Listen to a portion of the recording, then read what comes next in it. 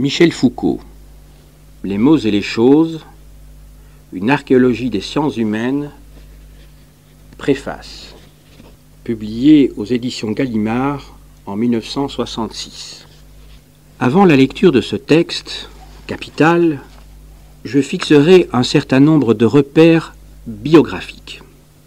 Michel Foucault est né le 15 octobre 1926, à Poitiers. 20 ans plus tard, en 1946, il est reçu à l'école normale supérieure de la rue d'Ulm. Il y rencontre Althusser, devenu en 1948, à son retour de captivité, répétiteur de philosophie. Foucault poursuit des études de philosophie et de psychologie. Il rédige son diplôme d'études supérieures de philosophie sur Hegel sous la direction de Jean Hippolyte. Pendant cette période, qui est une période de grande souffrance, il tentera à plusieurs reprises de se suicider. En 1950, il adhère au Parti communiste qu'il quittera en 1952. En 1951, il est reçu à l'agrégation de philosophie. Il fait la connaissance de Pierre Boulez. Il travaille comme psychologue à Sainte-Anne dans le service du professeur Delay. L'année suivante, il fait la connaissance du compositeur Jean Barraquet, considéré comme le seul vrai rival de Boulez. En 1953, il remplace Althusser comme assistant de philosophie à l'école normale supérieure. Les premiers travaux de Foucault, jusqu'à l'histoire de la folie, porteront sur la psychologie, et jusqu'à son départ en Tunisie, il exercera dans l'université comme enseignant de psychologie. En 1954, il publie Maladie mentale et personnalité, ouvrage d'inspiration nettement marxiste. Marxisme et phénoménologie, tel est le terreau dont Foucault expliquera que la lecture de Nietzsche, Bataille, Blanchot, Klossowski lui permettra de s'affranchir. À Sainte-Anne, il a l'occasion de participer au premier séminaire de Jacques Lacan. En 1955, sur recommandation de Georges Dumézil, il devient directeur de la Maison de France à Uppsala, en Suède, où il restera jusqu'en 1958. C'est là, dans la longue nuit suédoise, qu'il élaborera l'histoire de la folie. Cette année-là, il rencontre Roland Barthes. En 1958, il quitte la Suède pour Varsovie pour y rouvrir le centre de civilisation française. En 1959, il quitte précipitamment la Pologne et prend la direction de l'Institut français de Hambourg. L'année suivante, il fait la connaissance de Daniel Defer, élève à l'école normale supérieure de Saint-Cloud, et débute à ce moment-là une longue passion qui ne finira qu'avec sa mort. En 1960, il est également élu à la faculté de Clermont-Ferrand, où il va retrouver Jules Villemin, qui le présentera plus tard au Collège de France. Il y rencontre également Michel Serres. À 35 ans, en 1961, il soutient sa thèse pour le doctorat d'état de philosophie à la Sorbonne sur l'histoire de la folie. En 1962, il devient professeur de psychologie à l'université de Clermont-Ferrand. La même année, il fait la connaissance de Gilles Deleuze. En 1963, il entre au conseil de rédaction de la revue Critique, fondée par Georges Bataille et dirigée par Jean Piel. Au cours de ces années 60, Foucault entreprend une exploration systématique de l'expérience littéraire moderne et contemporaine, marquée d'une série de publications d'articles importants sur Bataille, Blanchot ou Klossowski. En 1966, paraît Les mots et les choses, le livre qui constate la mort de l'homme. Cette année, il est nommé professeur de philosophie à l'université de Tunis. En 1968, il est nommé en début d'année professeur de psychologie à l'université de Nanterre. Il devient, à l'université de Vincennes, professeur de philosophie, où il va enseigner pendant 1 an. En 1969, paraît chez Gallimard l'Archéologie du savoir. En 1970, il est nommé au Collège de France à la chaire d'histoire des systèmes de pensée, chaire qui est créée pour lui en remplacement de son maître Jean Hippolyte. En 1971, paraît chez Gallimard l'Ordre du discours, c'est-à-dire sa leçon inaugurale au Collège de France. Il participe cette année-là avec Pierre Vidal-Naquet et Jean-Marie Domnac au groupe d'information sur les prisons. En 1973, il participe avec Sartre et Clavel à la création du quotidien Libération. Il publie également Moi, Pierre Rivière, chez Julliard dans la collection Archives. 2 ans plus tard, c'est la parution de Surveiller et punir, toujours chez Gallimard. Le livre, qui explique comment l'ontologie du présent est marquée par le problème du pouvoir, connaîtra un retentissement considérable. En 1976, publication de La volonté de savoir, qui est une introduction à une histoire de la sexualité qui aurait compris 6 volumes. En 1984, paraissent chez Gallimard 2 nouveaux tomes de l'histoire de la sexualité, l'histoire des plaisirs et le souci de soi. Le dernier tome, intitulé Les aveux de la chair, restera inachevé quand Foucault meurt le 25 juin 1984 à l'hôpital de la Salpêtrière des conséquences du sida. Lecture de la préface de Les mots et les choses, publié en 1966. Ce livre a son lieu de naissance dans un texte de Borges. Dans le rire qui secoue à sa lecture toutes les familiarités de la pensée, de la nôtre, de celle qui a notre âge et notre géographie, ébranlant toutes les surfaces, ordonner tous les plans qui assagissent pour nous le foisonnement des êtres, faisant vaciller et inquiétant pour longtemps notre pratique millénaire du même et de l'autre. Ce texte cite une certaine encyclopédie chinoise, où il est écrit que les animaux se divisent en petit a appartenant à l'empereur, petit b embaumé, petit c apprivoisé, petit d cochon de lait, e sirène, f fabuleux, g chien en liberté, h inclus dans la présente classification, I qui s'agite comme des fous, J innombrable, K dessiné avec un pinceau très fin en poil de chameau, L, etc., M qui viennent de casser la cruche, N qui de loin semblent des mouches. Dans l'émerveillement de cette taxinomie, ce qu'on rejoint d'un bond, ce qui, à la faveur de l'apologue, nous est indiqué comme le charme exotique d'une autre pensée, c'est la limite de la nôtre, l'impossibilité nue de penser cela. Qu'est-il donc impossible de penser et de quelle impossibilité s'agit-il? À chacune de ces singulières rubriques, on peut donner sens précis et contenu assignable. Quelques-unes enveloppent bien des êtres fantastiques, animaux fabuleux ou sirènes, mais justement leur faisant place à part. L'encyclopédie chinoise en localise les pouvoirs de contagion. Elle distingue avec soin les animaux bien réels, qui s'agitent comme des fous ou qui viennent de casser la cruche, et ceux qui n'ont leur site que dans l'imaginaire. Les dangereux mélanges sont conjurés.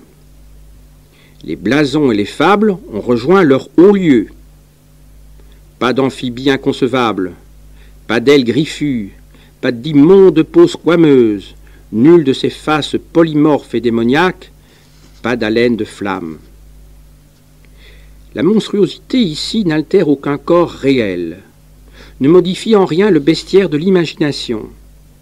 Elle ne se cache dans la profondeur d'aucun pouvoir étrange. Elle ne serait même nulle part présente en cette classification si elle ne se glissait dans tout l'espace vide, dans tout le blanc interstitiel qui sépare les êtres les uns des autres.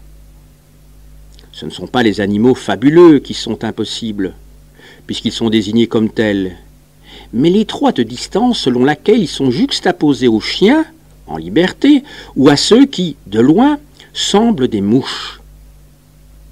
Ce qui transgresse toute imagination, toute pensée possible, c'est simplement la série alphabétique A, B, C, D, qui lie à toutes les autres chacune de ces catégories. Encore ne s'agit-il pas de la bizarrerie des rencontres insolites?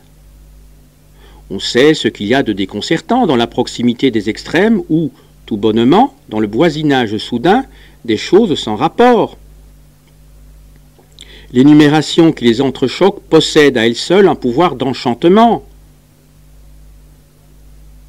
Je ne suis plus à jeun, dit Eustène. Pour tous aujourd'hui seront en sûreté de ma salive. Aspic, Amphisbène, Anérudute, Abbé d'Issimon, Alartaraz, Amobate, Apinaos, Alatraban, Aracte, Astérion, Alcarate, Arge, Arène, Ascalabe, Atélabe, Ascalabote, Hémorroïde. Mais tous ces vers et serpents, tous ces êtres de pourriture et de viscosité grouillent, comme les syllabes qui les nomment dans la salive d'Eustène. C'est là que tous ont leur lieu commun, comme sur la table d'opération le parapluie et la machine à coudre. Si l'étrangeté de leur rencontre éclate, c'est sur fond de cet « et », de ce « en », de ce « sur », dont la solidité et l'évidence garantissent la possibilité d'une juxtaposition. Il était certes improbable que les hémorroïdes, les araignées et les amobates viennent un jour se mêler sous les dents d'Eustène, mais, après tout, en cette bouche accueillante et vorace, ils avaient bien de quoi se loger et trouver le palais de leur coexistence. La monstruosité que Borges fait circuler dans son énumération consiste au contraire en ceci, que l'espace commun des rencontres s'y trouve lui-même ruiné. Ce qui est impossible, ce n'est pas le voisinage des choses, c'est le site lui-même où elles pourraient voisiner. Les animaux, I, qui s'agitent comme des fous, J, innombrables, K, dessiné avec un très fin pinceau de poils de chameau, où pourraient-ils jamais se rencontrer, sauf dans la voix immatérielle qui prononce leur énumération, sauf sur la page qui la transcrit? Où peuvent-ils se juxtaposer, sinon dans le non-lieu du langage? Mais celui-ci, en les déployant, n'ouvre jamais qu'un espace impensable. La catégorie centrale des animaux, inclus dans la présente classification, indique assez, par l'explicite référence à des paradoxes connus, qu'on ne parviendra jamais à définir entre chacun de ces ensembles et celui qui les réunit tous un rapport stable de contenu à contenant. Si tous les animaux répartis se logent sans exception dans une des cases de la distribution, est-ce que toutes les autres ne sont pas en celle-ci? Et celle-ci, à son tour, en quel espace réside-t-elle? L'absurde ruine le « et » de l'énumération en frappant d'impossibilité le « en » où se répartiraient les choses énumérées. Borges n'ajoute aucune figure à l'atlas de l'impossible. Il ne fait jaillir nulle part l'éclair de la rencontre poétique. Il esquive seulement la plus discrète mais la plus insistante des nécessités. Il soustrait l'emplacement, le sol muet où les êtres peuvent se juxtaposer. Disparition masquée ou plutôt dérisoirement indiquée par la série abécédaire de notre alphabet qui est censée servir de fil directeur, le seul visible, aux énumérations d'une encyclopédie chinoise. Ce qui est retiré, en un mot, c'est la célèbre table d'opération. Et rendant à Roussel une faible part de ce qui lui est toujours dû, j'emploie ce mot « table » en deux sens superposés. Table nickelée, caoutchouteuse, enveloppée de blancheur, étincelante sous le soleil de verre qui dévore les ombres, là où, pour un instant, pour toujours peut-être, le parapluie rencontre la machine à coudre. Et, tableau qui permet à la pensée d'opérer sur les êtres une mise en ordre, un partage en classe, un groupement nominal par quoi sont désignées leurs similitudes et leurs différences, là où, depuis le fond des temps, le langage s'entrecroise avec l'espace. Ce texte de Borges m'a fait rire longtemps, non sans un malaise certain et difficile à vaincre.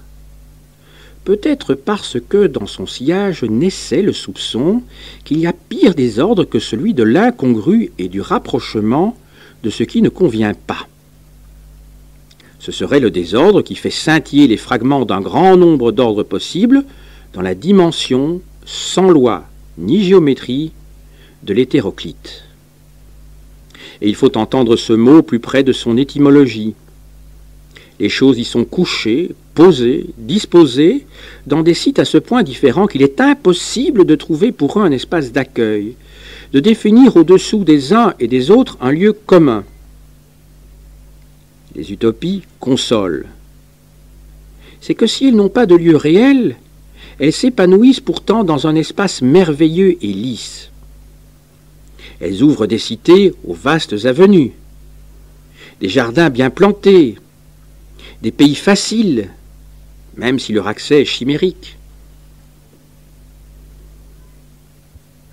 Les hétérotopies inquiètent, sans doute, parce qu'elles minent secrètement le langage, parce qu'elles empêchent de nommer ceci et cela, parce qu'elles brisent les noms communs ou les enchevêtrent, parce qu'elles ruinent d'avance la syntaxe, et pas seulement celle qui construit les phrases, celle moins manifeste qui fait tenir ensemble, à côté et en face les uns des autres, les mots et les choses. C'est pourquoi les utopies permettent les fables et les discours. Elles sont dans le droit fil du langage, dans la dimension fondamentale de la fabula. Les hétérotopies, comme on en trouve si fréquemment chez Borges, dessèchent le propos, arrêtent les mots sur eux-mêmes, contestent, dès sa racine, toute possibilité de grammaire. Elles dénouent les mythes et frappent de stérilité le lyrisme des phrases. Il paraît que certains aphasiques n'arrivent pas à classer de façon cohérente les écheveaux de laine multicolores qu'on leur présente sur la surface d'une table. Comme si ce rectangle uni ne pouvait pas servir d'espace homogène et neutre, où les choses viendraient à la fois manifester l'ordre continu de leurs identités ou de leurs différences, et le champ sémantique de leur dénomination. Ils forment, en cet espace uni où les choses normalement se distribuent et se nomment, une multiplicité de petits domaines grumeleux et fragmentaires où des ressemblances sans nom agglutinent les choses en îlots discontinus. Dans un coin, ils placent les écheveaux les plus clairs, dans un autre les rouges, ailleurs ceux qui ont une consistance plus laineuse, ailleurs encore les plus longs, ou ceux qui tirent sur le violet, ou ceux qui ont été noués en boule. Mais à peine esquissés, tous ces groupements se défont, car la plage d'identité qui les soutient, aussi étroite qu'elle soit, est encore trop étendue pour n'être pas instable.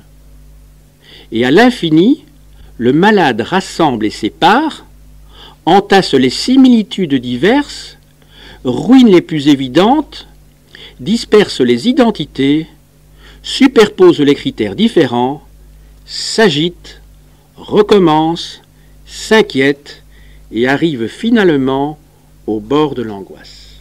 La gêne qui fait rire quand on lit Borges est apparentée sans doute au profond malaise de ceux dont le langage est ruiné, avoir perdu le commun du lieu et du nom. Atopie, aphasie. Pourtant, le texte de Borges va dans une autre direction. Cette distorsion du classement qui nous empêche de le penser, ce tableau sans espace cohérent, Borges leur donne pour patrie mythique une région précise dont le nom seul constitue pour l'Occident une grande réserve d'utopie. La Chine, dans notre rêve, n'est-elle pas justement le lieu privilégié de l'espace? Pour notre système imaginaire, la culture chinoise est la plus méticuleuse, la plus hiérarchisée, la plus sourde aux événements du temps, la plus attachée au pur déroulement de l'étendue. Nous songeons à elle comme à une civilisation de digues et de barrages sous la face éternelle du ciel. Nous la voyons répandue et figée sur toute la superficie d'un continent cerné de murailles. Son écriture même ne reproduit pas en ligne horizontale le vol fuyant de la voix. Elle dresse en colonne l'image immobile et encore reconnaissable des choses elles-mêmes. Si bien que l'encyclopédie chinoise citée par Borges et la taxinomie qu'elle propose conduisent à une pensée sans espace, à des mots et à des catégories sans feu ni lieu, mais qui reposent au fond sur un espace solennel, tout surchargé de figures complexes, de chemins enchevêtrés, de sites étranges, de secrets passages et de communications imprévues. Il y aurait ainsi, à l'autre extrémité de la terre que nous habitons, une culture vouée tout entière à l'ordonnance de l'étendue, mais qui ne distribuerait la prolifération des êtres dans aucun des espaces où il nous est possible de nommer, de parler, de penser. Quand nous instaurons un classement réfléchi, quand nous disons que le chat et le chien se ressemblent moins que de lévriers, même s'ils sont l'un et l'autre apprivoisés ou embaumés, même s'ils courent tous deux comme des fous, et même s'ils viennent de casser la cruche, quel est donc le sol à partir de quoi nous pouvons l'établir en toute certitude? Sur quelle table? Selon quel espace d'identité, de similitude, d'analogie, avons-nous pris l'habitude de distribuer tant de choses différentes et pareilles? Quelle est cette cohérence, dont on voit bien tout de suite qu'elle n'est ni déterminée par un enchaînement a priori et nécessaire, ni imposée par des contenus immédiatement sensibles? Car il ne s'agit pas de lier des conséquences, mais de rapprocher, d'isoler, d'analyser, d'ajuster et d'emboîter des contenus concrets. Rien de plus tâtonnant, rien de plus empirique, au moins en apparence, que l'instauration d'un ordre parmi les choses.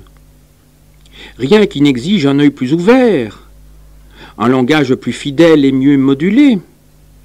Rien qui ne demande avec plus d'insistance qu'on se laisse porter par la prolifération des qualités et des formes. Et pourtant, un regard qui ne serait pas armé pourrait bien rapprocher quelques figures semblables et en distinguer d'autres à raison de telle ou telle différence. En fait, il n'y a, même pour l'expérience la plus naïve, aucune similitude, aucune distinction qui ne résulte d'une opération précise et de l'application d'un critère préalable.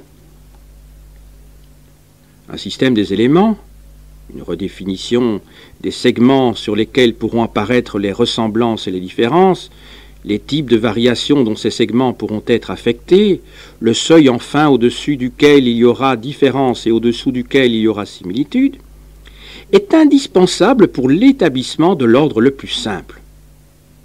L'ordre, c'est à la fois ce qui se donne dans les choses, comme leur loi intérieure. Le réseau secret selon lequel elles se regardent en quelque sorte les unes les autres, et ce qui n'existe qu'à travers la grille d'un regard, d'une attention, d'un langage. Et c'est seulement dans les cases blanches de ce quadrillage qu'il se manifeste en profondeur comme déjà là, attendant en silence le moment d'être énoncé.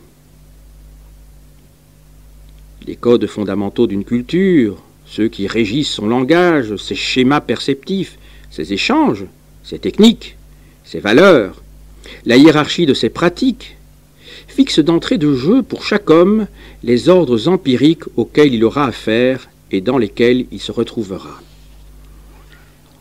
À l'autre extrémité de la pensée, des théories scientifiques ou des interprétations de philosophes expliquent pourquoi il y a en général un ordre, à quelle loi générale il obéit, quel principe peut en rendre compte, pour quelles raisons c'est plutôt cet ordre-ci qui est établi et non pas tel autre. Mais dans ces deux régions si distantes, règne un domaine qui, pour avoir surtout un rôle d'intermédiaire, n'en est pas moins fondamental. Il est plus confus, plus obscur, moins facile sans doute à analyser.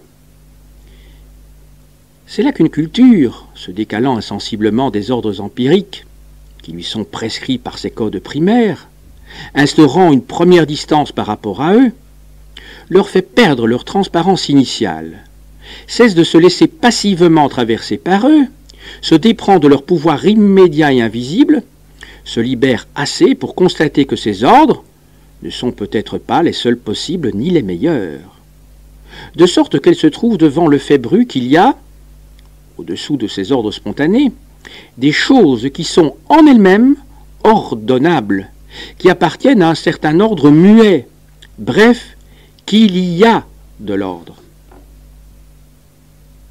Comme si, s'affranchissant pour une part de ces grilles linguistiques, perceptives, pratiques, la culture appliquait sur celles-ci une grille seconde qui les neutralise, qui, en les doublant, les font apparaître et les exclut en même temps, et se trouvait du même coup devant l'être brut de l'ordre.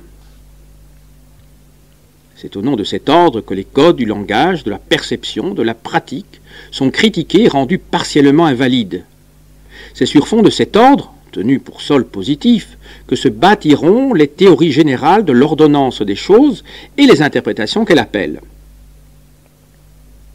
Ainsi, entre le regard déjà codé et la connaissance réflexive, il y a une région médiane qui délivre l'ordre en son être même. C'est là qu'il apparaît, selon les cultures et selon les époques, continu et gradué, ou morcelé et discontinu, lié à l'espace ou constitué à chaque instant par la poussée du temps, apparenté à un tableau de variables ou défini par des systèmes séparés de cohérence, composé de ressemblances qui se suivent de proche en proche ou se répondent en miroir, organisé autour de différentes circonstances, etc. Si bien que cette région médiane, dans la mesure où elle manifeste les modes d'être de l'ordre, peut se donner comme la plus fondamentale, antérieure aux mots, aux perceptions et aux gestes qui sont censés alors traduire avec plus ou moins d'exactitude ou de bonheur, c'est pourquoi cette expérience de l'ordre, en son être massif et premier, joue toujours un rôle critique, plus solide, plus archaïque, moins douteuse, toujours plus vraie que les théories qui essaient de leur donner une forme explicite, une application exhaustive ou un fondement philosophique. Ainsi, dans toute culture entre l'usage de ce qu'on pourrait appeler les codes ordinateurs et les réflexions sur l'ordre, il y a l'expérience nue de l'ordre et de ses modes d'être. Dans l'étude que voici, c'est cette expérience qu'on voudrait analyser. Il s'agit de montrer ce qu'elle a pu devenir depuis le XVIe siècle, au milieu d'une culture comme la nôtre. De quelle manière, en remontant, comme à contre-courant, le langage tel qu'il était parlé, les êtres naturels tels qu'ils étaient perçus et rassemblés, les échanges tels qu'ils étaient pratiqués, notre culture a manifesté qu'il y avait de l'ordre, et qu'aux modalités de cet ordre, les échanges devaient leur loi, les êtres vivants leur régularité, les mots leur enchaînement et leur valeur représentative. Quelles modalités de l'ordre ont été reconnues, posées, nouées avec l'espace et le temps, pour former le socle positif des connaissances telles qu'elles se déploient dans la grammaire et dans la philologie, dans l'histoire naturelle et dans la biologie, dans l'étude des richesses et dans l'économie politique. Une telle analyse, on le voit, ne relève pas de l'histoire des idées ou des sciences. C'est plutôt une étude qui s'efforce de retrouver à partir de quoi connaissances et théories ont été possibles. Selon quel espace d'ordre s'est constitué le savoir, sur fond de quel a priori historique et dans l'élément de quelle positivité des idées ont pu apparaître, des sciences se constituer, des expériences se réfléchir dans des philosophies, des rationalités se former pour, peut-être, se dénouer et s'évanouir bientôt. Il ne sera donc pas question de connaissances décrites dans leur progrès vers une objectivité dans laquelle notre science d'aujourd'hui pourrait enfin se reconnaître. Ce qu'on voudrait mettre au jour, c'est le champ épistémologique, l'épistémé, où les connaissances envisagées hors de tout critère se référant à leurs valeurs rationnelles ou à leurs formes objectives enfoncent leur positivité et manifestent ainsi une histoire qui n'est pas celle de leur perfection croissante, mais plutôt celle de leurs conditions de possibilité. En ce récit, ce qui doit apparaître, ce sont, dans l'espace du savoir, les configurations qui ont donné lieu aux diverses formes de la connaissance empirique. Plutôt que d'une histoire au sens traditionnel du mot, il s'agit d'une archéologie. Or, cette enquête archéologique a montré deux grandes discontinuités dans l'épistémè de la culture occidentale. Celle qui inaugure l'âge classique, vers le milieu du XVIIe siècle, et celle qui, au début du XIXe siècle, marque le seuil de notre modernité. L'ordre sur fond duquel nous pensons n'a pas le même mode d'être que celui des classiques. Nous avons beau avoir l'impression d'un mouvement presque ininterrompu de la ratio européenne depuis la Renaissance jusqu'à nos jours, nous avons beau penser que la classification de Linné, plus ou moins aménagée, peut en gros continuer à avoir une sorte de validité, que la théorie de la valeur chez Condillac se retrouve pour une part dans le marginalisme du XIXe siècle, que Keynes a bien senti l'affinité de ses propres analyses avec celle de Cantillon, que le propos de la grammaire générale, tel qu'on le retrouve chez les auteurs de Port-Royal ou chez Bauzet, n'est pas si éloigné de notre actuelle linguistique, toute cette quasi-continuité au niveau des idées et des thèmes n'est sans doute qu'un effet de surface. Au niveau archéologique, on voit que le système des positivités a changé d'une façon massive au tournant du XVIIIe et du XIXe siècle. Non pas que la raison ait fait des progrès, mais c'est que le mode d'être des choses et de l'ordre, qui en les répartissant les offre au savoir, a été profondément altéré. Si l'histoire naturelle de Tournefort, de Linné et de Buffon a rapport à autre chose qu'à elle-même, ce n'est pas à la biologie, à l'anatomie comparée de Cuvier ou à l'évolutionnisme de Darwin. C'est à la grammaire générale de Bauzet, c'est à l'analyse de la monnaie et de la richesse telle qu'on la trouve chez Lasse, chez Véron de Forbonnais ou chez Turgot. Les connaissances parviennent peut-être à s'engendrer, les idées à se transformer et à agir les unes sur les autres. Mais comment? Les historiens jusqu'à présent ne nous l'ont pas dit. Une chose en tout cas est certaine, c'est que l'archéologie, s'adressant à l'espace général du savoir, à ses configurations et au mode d'être des choses qui y apparaissent, définit des systèmes de simultanéité ainsi que la série des mutations nécessaires et suffisantes pour circonscrire le seuil d'une positivité nouvelle. Ainsi, l'analyse a pu montrer la cohérence qui existait tout au long de l'âge classique entre la théorie de la représentation et celle du langage, des ordres naturels, de la richesse et de la valeur. C'est cette configuration qui, à partir du XIXe siècle, change entièrement. La théorie de la représentation disparaît comme fondement général de tous les ordres possibles. Le langage, comme tableau spontané et quadrillage premier des choses, comme relais indispensable entre la représentation et les êtres, s'efface à son tour.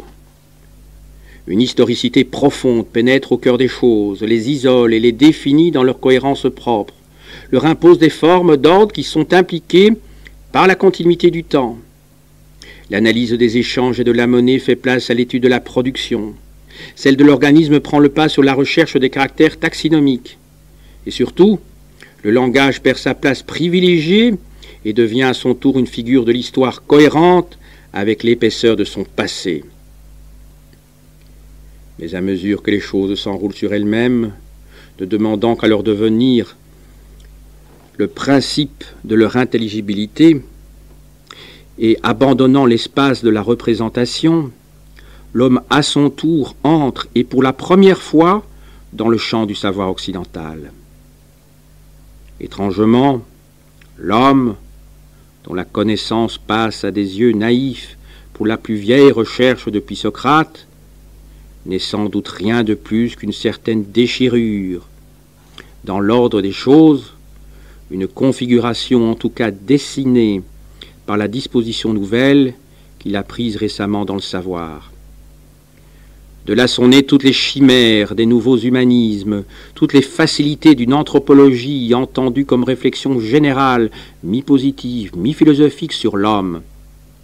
Réconfort cependant et profond d'apaisement de penser que l'homme n'est qu'une invention récente, une figure qui n'a pas de siècle, un simple pli dans notre savoir, et qu'il disparaîtra dès que celui-ci aura trouvé une forme nouvelle.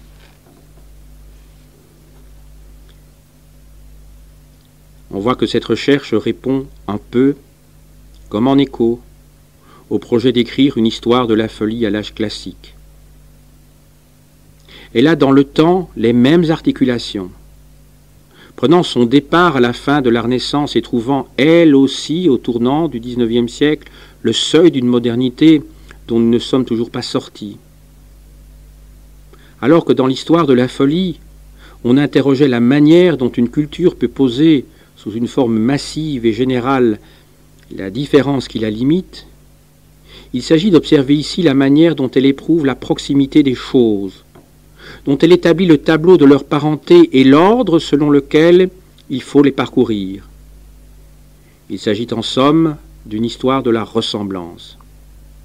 À quelles conditions la pensée classique a-t-elle pu réfléchir, entre les choses, des rapports de similarité ou d'équivalence qui fondent et justifient les mots, les classifications, les échanges? À partir de quel a priori historique a-t-il été possible de définir le grand damier des identités distinctes qui s'établit sur le fond brouillé, indéfini, sans visage et comme indifférent des différences? L'histoire de la folie serait l'histoire de l'autre, de ce qui, pour une culture, est à la fois intérieur et étranger, donc à exclure pour en conjurer le péril intérieur, mais en l'enfermant pour en réduire l'altérité. L'histoire de l'ordre des choses serait l'histoire du même, de ce qui, pour une culture, est à la fois dispersé et apparenté, donc à distinguer par des marques et à recueillir comme des identités. Et si on songe que la maladie est à la fois le désordre, la périlleuse altérité dans le corps humain, et jusqu'au cœur de la vie, mais aussi un phénomène de nature qui a ses régularités, ses ressemblances et ses types, on voit quelle place pourrait avoir une archéologie du regard médical. De l'expérience limite de l'autre aux formes constitutives du savoir médical, et de celle-ci à l'ordre des choses et à la pensée du même, ce qui s'offre à l'analyse archéologique, c'est tout le savoir classique, ou plutôt ce seuil qui nous sépare de la pensée classique et constitue notre modernité. Sur ce seuil est apparue pour la première fois cette étrange figure du savoir qu'on appelle l'homme, et qui a ouvert un espace propre aux sciences humaines. En essayant de remettre au jour cette profonde dénivellation de la culture occidentale, c'est à notre sol silencieux et naïvement immobile que nous rendons ses ruptures, son instabilité, ses failles.